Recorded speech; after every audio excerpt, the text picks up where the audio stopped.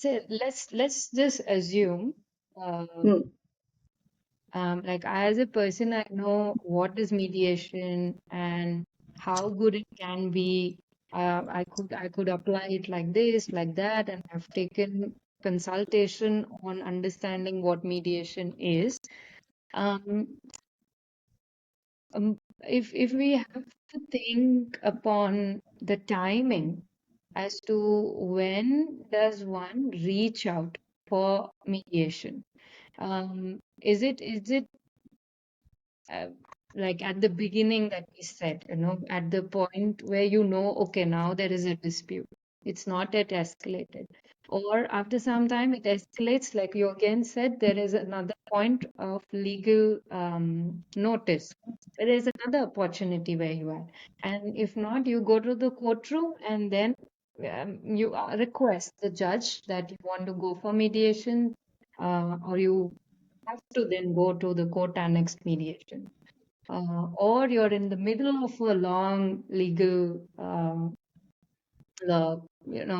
court battle. Or if not going this ahead to escalations, before even dispute occurs, that it's just getting uncomfortable, let's bring in a mediator. So when does one know that which stage is early or late, or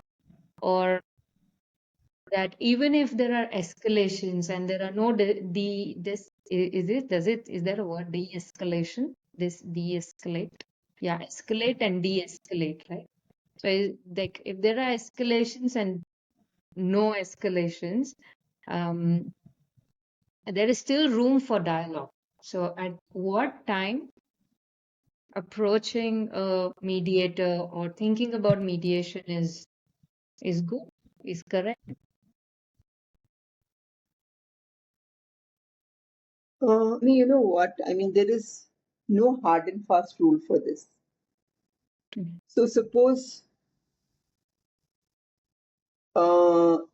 it's let me take a matrimonial issue. It's between a husband and a wife, right? And they've decided to part ways. They have children. So the though they have decided to part ways, the problem with them is that they don't know how to settle their various financial dealings. Mm. They have common properties, etc. And they don't know, and they're at a loss regarding the children, that who will spend for the children, who will the children be with, and how do both the parents get to, spend time with the children. So they're rather lost. Mm. So you could have the wife going to a lawyer, and the lawyer saying, "Yeah, fine, go ahead and let's file for custody of the children, and we'll file maintenance for you and the children." And the husband goes to another lawyer who says, "Okay, yeah, we'll file for divorce. We'll file for divorce, you know, on grounds of desertion or mental cruelty or whatever." Now there come up about 3 cases, right? Nobody has told this couple that you can sit with someone, with a mediator, not someone, with a mediator who could possibly help. Sit with both of you and find out what are you looking for. What exactly are you looking for? And if you're looking for XYZ, why is it you're looking at it that way? You don't want to stay with each other, fine. If you are saying, the wife is saying, "I want custody of the children," why are you so insistent that you want custody? You are admitting that children like the father likes the children, but you want custody. What is it which is making you think of that? So, you get answers like the husband is always traveling. So, how can he take custody of the children? I'm also working, but I'm at least at one place. The husband travels so much, not only in India, abroad also for work. So, if he takes full custody of the children and I get visitation, how does he manage to look after the children? Either his mother and parents have to be dislocated wherever they are if they're able to come, and then they have to step in. And will they be in a position to look after their emotional needs, all kinds of needs of two growing up children? Now, I understand that the children need the father also. I am perfectly okay if the children are with me. All decisions, we'll do co-parenting, let the children be with me, and let him have visitation rights. Whenever he's here, let them spend weekends with him, let him take them out, and all that. Secondly, suppose it comes to joint properties. This has happened in another case of mine. They had two joint properties, and they were willing to. Husband said, "Okay, you keep this, I'll keep this." So she kept saying, "No, I want the other one." So couldn't understand why. He said, "Is it because that what is it?" So the mediator asked her, "What is it which makes you so insistent on that property rather than one he's saying he'll give you?" So then she explained that property is where we are staying presently. That property is the place where the children are there. They have their friends there. Their school is close by. So for me, it makes more sense if I get this. For him, it doesn't make any difference. He's going to stay in that property. Only weekends the children are going to be there. So their whole lives are here. All their activities are here. Okay.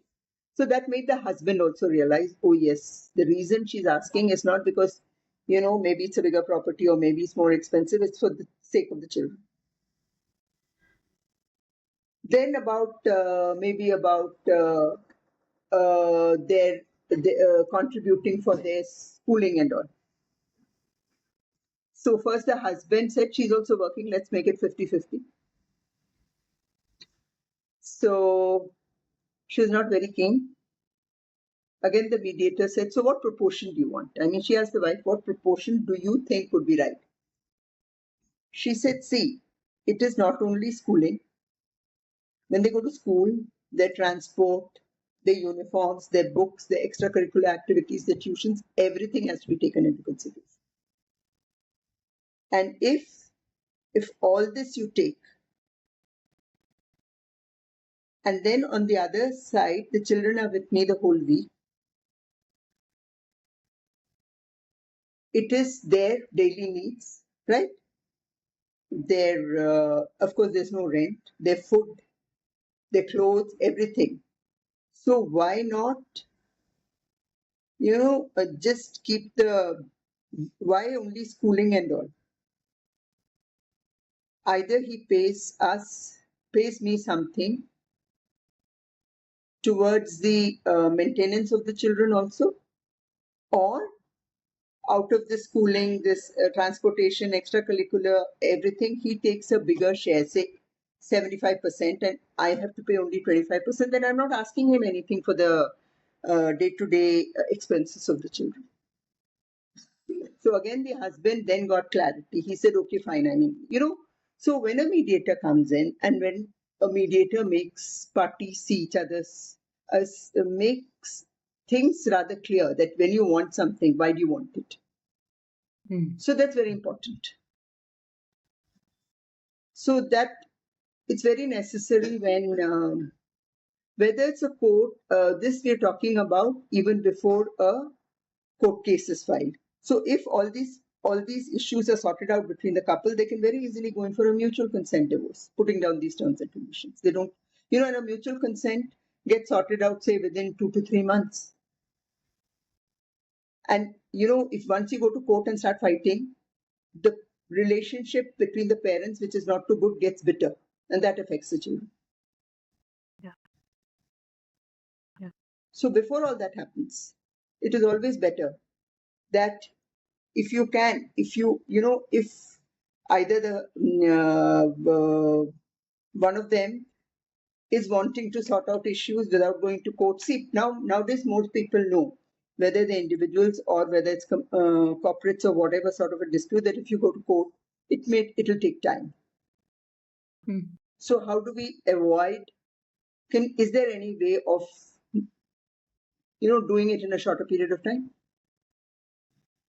And so that things don't become, even in a workplace or a corporate dispute, that let's not things get ugly between us. So what do we do? How do we do it? And when I say all this, I do not mean to put down our judicial system at all.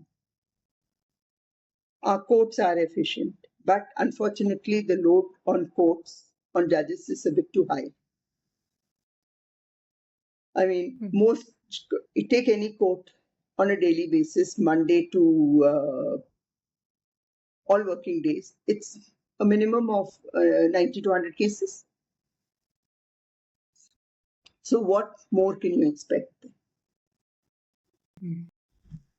Whereas this, the parties have their time, they sit to the mediator, so many things are sorted out. And moreover, by doing all this, it is not only your own problem gets sorted out, the larger problem also gets sorted out of reducing the burden of courts.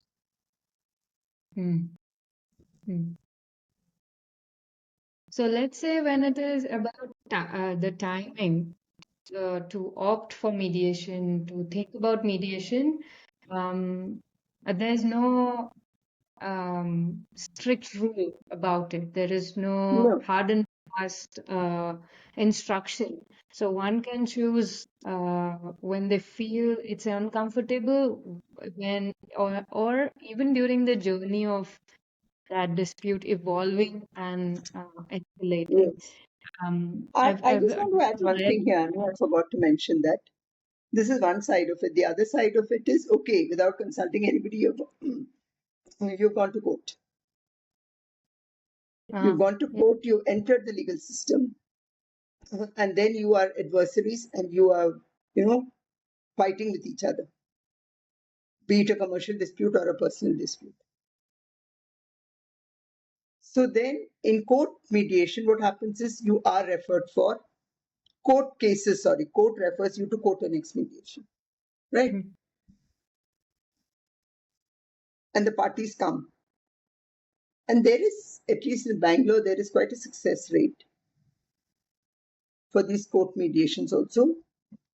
The advantage of private mediation being that the parties and the councils do a lot of research on the mediators and see what sort of mediator would suit either the lawyers are better at it, would suit their clients' dispute better as to how many such cases they've handled, what is the success rate. So their private mediation comes in.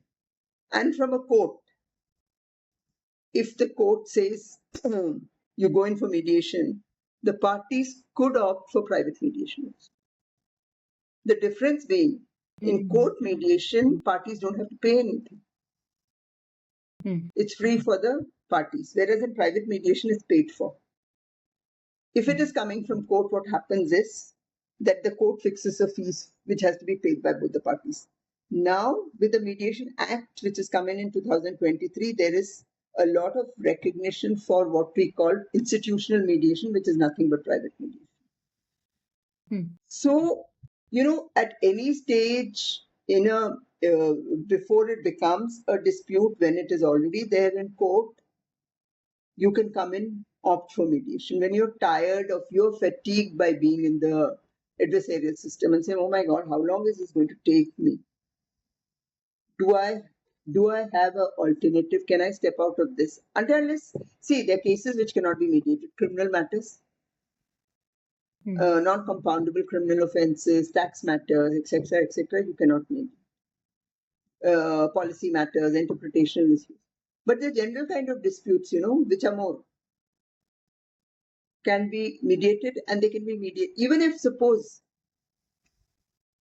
there it becomes very difficult if there is a dispute between a husband and a wife, and X amount of alimony is given to the wife. Now, if the husband is upset about that, he can go up and appeal, and that takes a couple more years. Even at Yeah. that stage, they can come in for mediation. But then at that stage, the wife feels that, oh, I've been victorious. So why should I go in for mediation and try to settle? But then you should understand that there is no hard and fast rule that the next court will uphold this. So mediation can be opted at any stage. Mm. Even in the class 12 of CBSE's legal studies textbook, there is a chapter on ADR, alternative dispute resolution, which introduces different types of dispute resolution processes which are parallel to litigation. In some episode, we will speak about that. But when it comes to mediation, it says there are three stages when mediation can be commenced. And the first is pre-litigation, Yeah, and right. second is during litigation, During and the litigation. third is after litigation. Yes. So very broadly, it says before you go to the courtroom, or when you are in the courtroom, or when you finish the work at courtroom. Finish the courtroom. And yeah, and a good example, we've spoken about before and during, that may be common as well and relatable. But one could question, like, what after? A student of mine also asked, like, what, ma'am, after judgment is given, why are we going to go to the mediator? And so that can only be understood with an example or a situation where we can relate. Like, say, you just mentioned about co-parenting.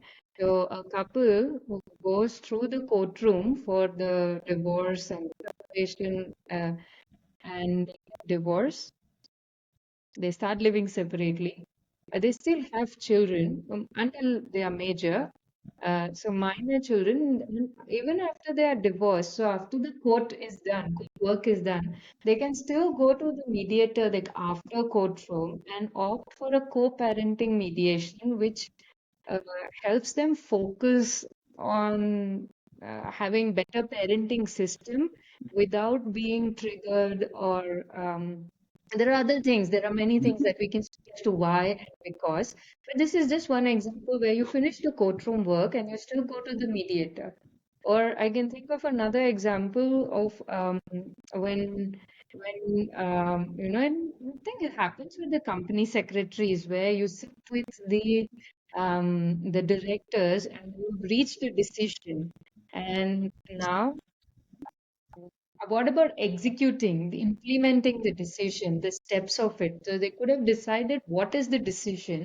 And then when it comes to implementation, and that could also be sensitive, the communications around it, the formalities, the other taking care of things around it. So if they bring in a mediator, a neutral third party, that person could handle all of these extra things which are not extra actually, which are the side ingredients. They may not be the main base, but there are essential elements, essential ingredients that can be added to have a smooth journey or transition from point A to point B with or without dispute, with or without a lawyer, in or outside the courtroom or after the courtroom. So, yeah, so one can anytime opt for Yes. mediation and bring in a Anytime. person to like